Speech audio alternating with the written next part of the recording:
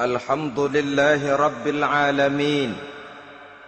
Wassalatu wassalamu ala ashrafil anbiya'i wal mursalin Sayyidina wa maulana Muhammadin wa ala alihi wa ashabihil mujahidin at-tahirin. Amma ba'du. Saudara-saudara kaum muslimin seiman dan sekeyakinan yang berbahagia, pada suatu hari seketika sedang berkumpul dengan para sahabat, Rasulullah pernah memberikan peringatan. Beliau bersabda, "Yushiku an tada'a alaikumul umamu kama tada'al akalatu ala qas'atiha." Pada suatu saat nanti akan datang di tengah-tengah kamu, wahai umat Islam, di mana orang-orang lain di sekeliling kamu akan bersatu mengerubungi kamu seperti bersatunya orang-orang mengerubungi makanan di atas meja hidangan. Akan datang satu saat nanti di mana kondisimu dikepung sedemikian rupa, yang barat mau menerkam, yang timur mau menghantam, yang selatan mau menginjak-injak, yang utara pun akan menjelajah. Kondisimu seperti makanan di atas meja hidangan. Sebagian sahabat merasa heran dan terkejut, lalu mereka bertanya, "Amin qillati nahnu yauma izin ya Rasulullah?" Apakah jumlah kami pada waktu itu sedikit ya Rasul? Kami sampai dikepung sedemikian rupa? Beliau menjawab, "Bal antum yauma idzin katsir." Sama sekali tidak. Kamu tidak sedikit pada saat itu. Bahkan jumlahmu sangat banyak. Kamu adalah mayoritas. Walakinnakum ghusa'un ka ghusa'is sail. Tetapi keadaanmu saat itu persis seperti buih di lautan. Banyak tetapi centang perenang. Banyak tetapi tidak punya daya dan kekuatan. Banyak tapi dipermainkan gelombang lautan, dihempaskan ke tepian pantai tanpa punya makna dan arti. Kondisimu pada saat itu kuantitas yang tanpa kualitas, sehingga orang lain enak saja mengepung kamu. Akidahmu didangkalkan, dibanjiri dengan peradaban dan kebudayaan yang menjauhkan dari agama. Dari segi maksiat dan munkarat seluruhnya mengepung sampai kita melepaskan nilai-nilai Islam kita ini. Dan celakanya, sambung beliau, "Wal yanzi'anna fi qulubi aduwikumul mahabata minkum." Akan dicabut kehebatanmu di mata musuh-musuhmu, sehingga pada saat seperti itu orang lain memandangmu umat Islam enteng saja, remeh saja, tidak ada apa-apanya. Sudahlah, pokoknya umat Islam sikat saja. Umat Islam enteng, umat Islam kecil, umat Islam tidak ada apa-apanya. Alangkah ironinya, alangkah menyedihkannya, memilukan dan sekaligus memalukan. Umat yang mayoritas ini dipermainkan oleh yang minoritas. Umat yang jumlahnya terbesar, terbanyak, bahkan konon menurut catatan sampai 90%, tapi dipermainkan oleh mereka kelompok-kelompok kecil ini. Wal yakzifanna fi qulubikumul wahn. Pada saat itu di hatimu dicampakkanlah penyakit wahan. Sahabat kemudian bertanya, "Wa mal wahnu ya Rasulullah?" Apakah penyakit wahan itu ya Rasul? Beliau menjawab, "Hubbud dunya wa karahiyatul maut." Penyakit wahan itu tidak lain hubbud dunya wa karahiyatul maut. Terlalu cinta kepada dunia dan terlalu takut kepada mati. Materialistis dan takut resiko. Dua penyakit inilah yang menyebabkan walaupun umat ini mayoritas, tapi dipermainkan oleh yang minoritas. Walaupun dia golongan terbesar, tapi nasibnya seperti makanan di atas meja makan. Dari segala macam penjuru mau menghantam dia. Saudara-saudara kaum muslimin yang berbahagia, ini merupakan analisa sosial bahwa pada satu saat nanti akan terjadi di tengah-tengah umat di mana kita dihantam dan diserbu dari segala macam penjuru. Akidah didangkalkan, peradaban dan kebudayaan dirusak, makanan dan minuman diracuni, pakaian ditelanjangi dan lain sebagainya, sampai kita melepaskan nilai Islam yang kita cintai ini. Kondisi sosial ini satu saat akan datang kepada kita. Demikian analisa dan peringatan dari Rasulullah sallallahu alaihi wasallam.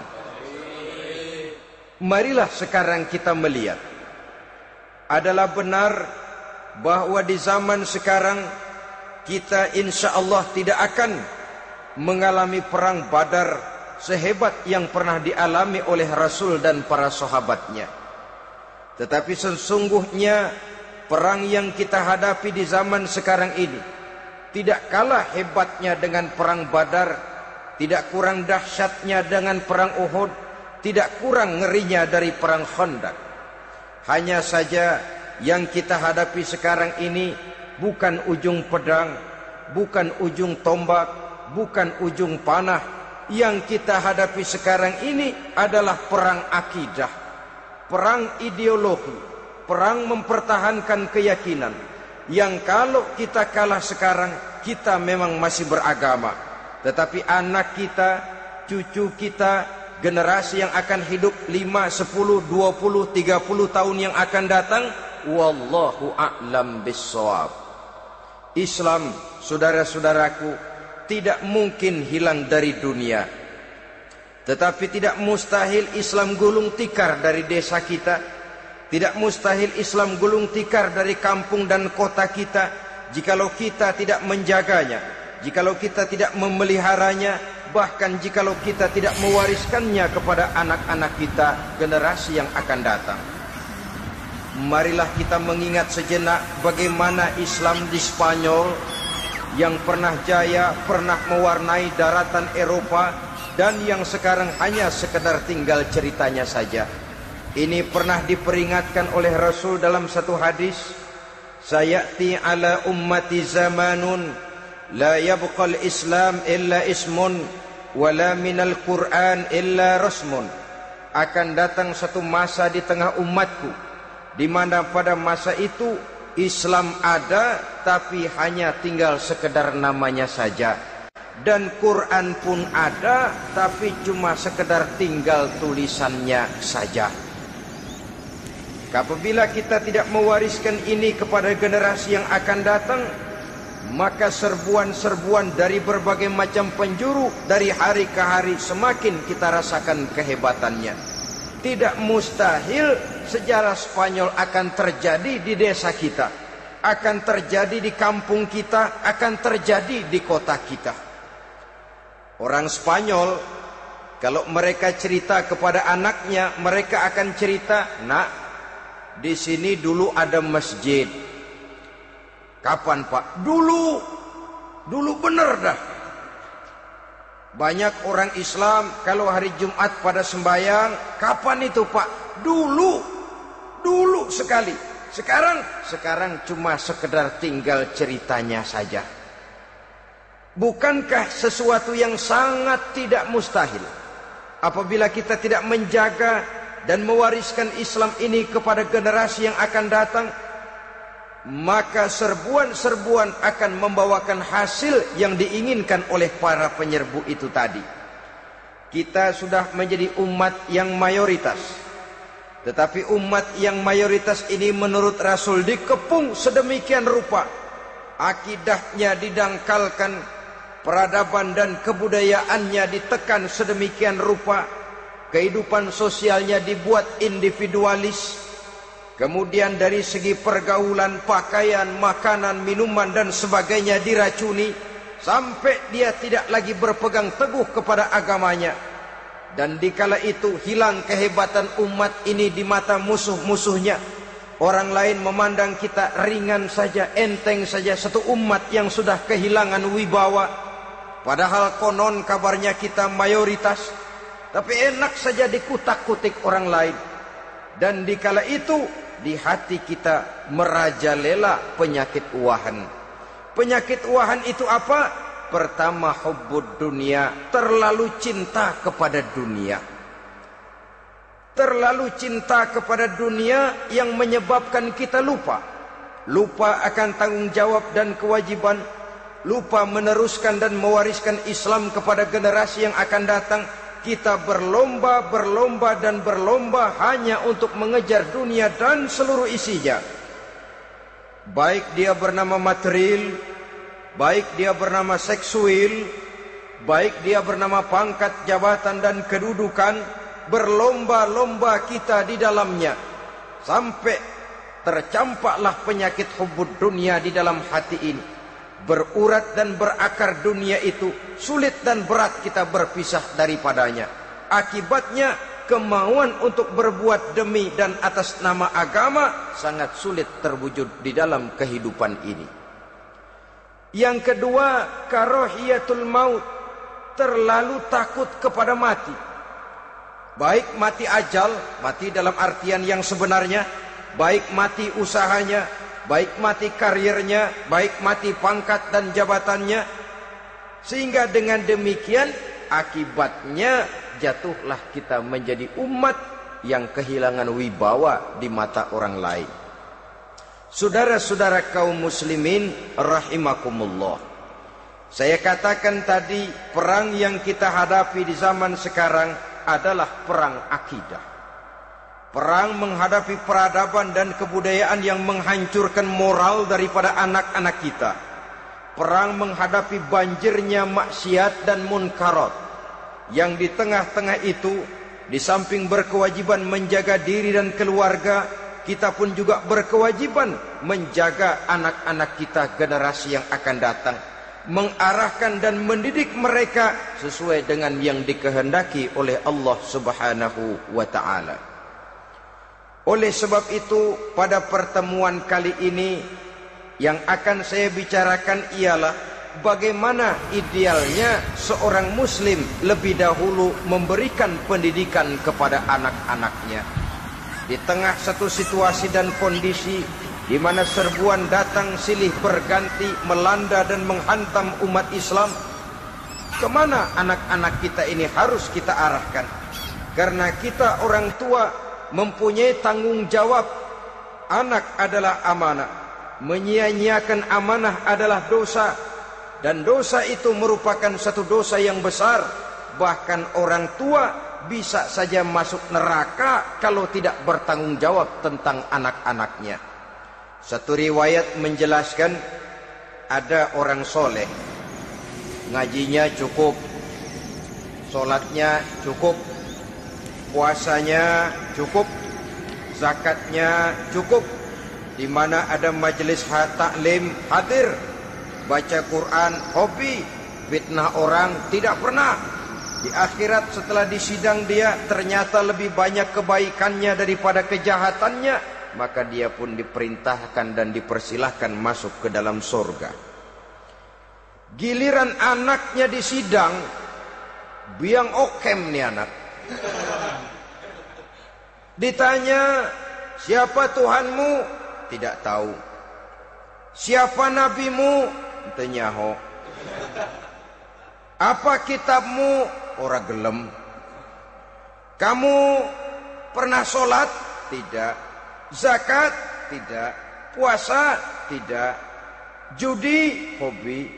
Zina? Tiap malam. Mabuk? Berat. Wah, brengsek kamu. Kebaikan tidak ada barang sedikit pun, sementara kesalahan dan dosa berlipat ganda. Kamu neraka. Anak ini protes. Benar, saya tidak kenal siapa Tuhan saya. Saya tidak tahu siapa Nabi saya. Saya tidak tahu kitab suci dan kiblat saya. Saya tidak sholat, tidak zakat, tidak puasa. Tiap malam saya judi, saya zina, saya mabuk. Tapi saya kerjakan semua itu karena saya tidak tahu dan orang tua saya tidak pernah memberitahu saya. Dia enak-enakan hadir di majelis taklim, saya nyekek botol didiemin saja. Dia enak-enakan baca Quran, saya zina didiamkan saja. Saya bukan tidak mau, orang tua saya sama sekali tidak pernah mendidik saya. Dia mau benar sendiri. Maka kalau sekarang saya harus masuk ke dalam neraka, saya menuntut agar orang tua saya ikut sama-sama bergabung dengan saya ke dalam neraka. Gara-gara dia tuh saya jadi begini. Orang tuamu yang mana? Tuh, yang barusan mau ke surga. Ini orang tua yang sudah mau berangkat ke surga dipanggil. Sebentar dulu mas. Ini benar anak kamu? Iya pak. Waktu di dunia kamu tidak pernah ajarin dia ngaji? Sampai dia tidak kenal Tuhannya, tidak kenal nabinya, tidak kenal kiblat dan kitab sucinya? Iya pak. Dia tidak sholat, kamu diamkan saja. Dia tidak puasa, tidak zakat, kamu bersikap masa bodoh. Bahkan dia judi, dia zina, dia mabuk, kamu pun berdiam diri saja. Iya pak. Tahukah kamu bahwa anak ini adalah amanah? Menyia-nyiakan amanah artinya khianat, dan khianat adalah dosa yang sangat besar. Kamu tidak bertanggung jawab, maka kamu, anakmu gabung ke dalam neraka. Saudara-saudara kaum muslimin rahimakumullah, itu sebabnya Allah pesan benar-benar, ya ayyuhalladzina amanu qu anfusakum wa ahlikum nara.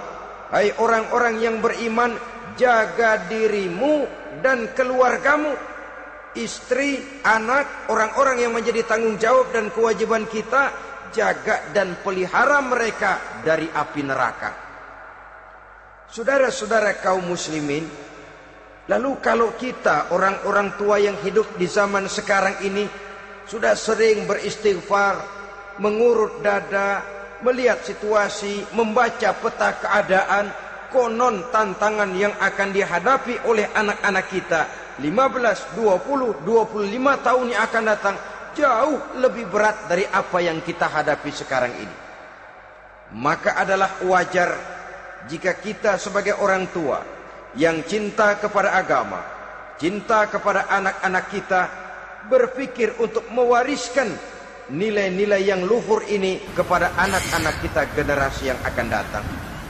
Bagaimana pada mulanya kita harus mendidik mereka? Mari kita telusuri apa yang dicontohkan oleh Al-Quranul Karim.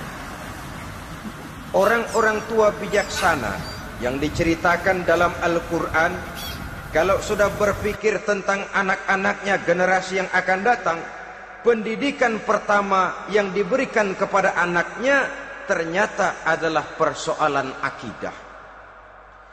Nabi Ibrahim, pertanyaan yang paling merisaukan beliau buat anak cucunya ialah, ma ta'buduna min ba'di.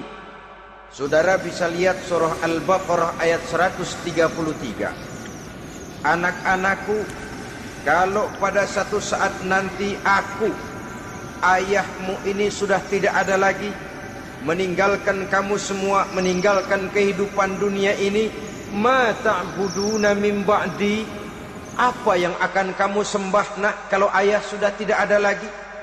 Jikalau ayahmu sekarang masih rajin ke masjid, melakukan rukuk dan sujud, i'tikaf dan membaca Quran, kalau satu saat ayahmu meninggalkan dunia ini, masihkah engkau mau ke dalam masjid?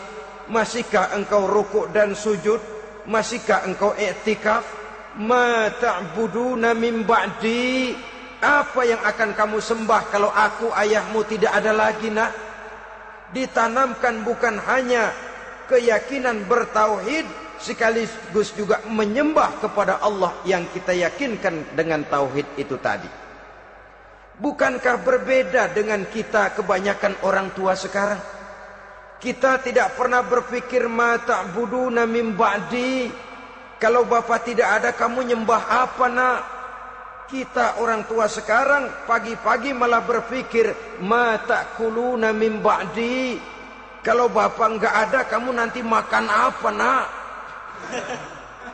Bukan nyembah apa yang kita pertanyakan, bukan nyembah apa yang kita khawatirkan, makan apa, nak? Maka yang dicari lalu sekolah-sekolah yang bonafit, yang tidak peduli apakah itu merusak imannya, mematikan akidah.